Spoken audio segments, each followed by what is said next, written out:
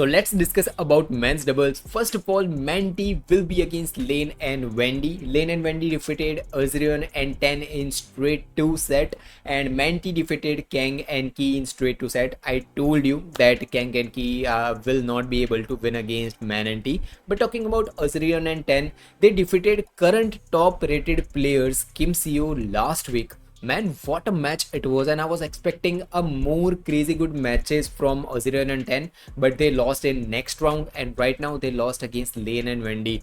I was not expecting a loss. I was expecting at least a third set, but that's I will say that this is the thing. This is the thing with inconsistency. If you cannot perform continuously, there is no meaning. I was expecting more from Azrion and Ten, at least defeating Lane and Wendy, but that's completely fine. Now Manti will be another Malaysian pair will be against Lane and Wendy. Look, Lane and Wendy are way better right now. They are performing very good badminton, but one thing that is missing is their Arctic Open form.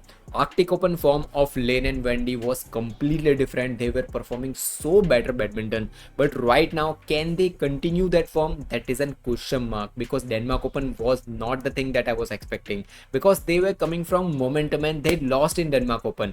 Right now they will be against Man and T. Look, I have always praised Man and T, how good performers they are, how good game they get shows in. I have always discussed about them. In 2025 I got more and more impressed from this Malaysian pair. Manti are crazy good players, but talking about can they defeat Lane and Wendy, it is a little bit confusion for me. Reason is simple. Lane and Wendy's performance, I have seen that right now they defeated Azrion and Ten, but they get defeated against some other players too. So this is momentum shifts from, I will say that, Lane and Wendy. Consistency is missing from Lane and Wendy too.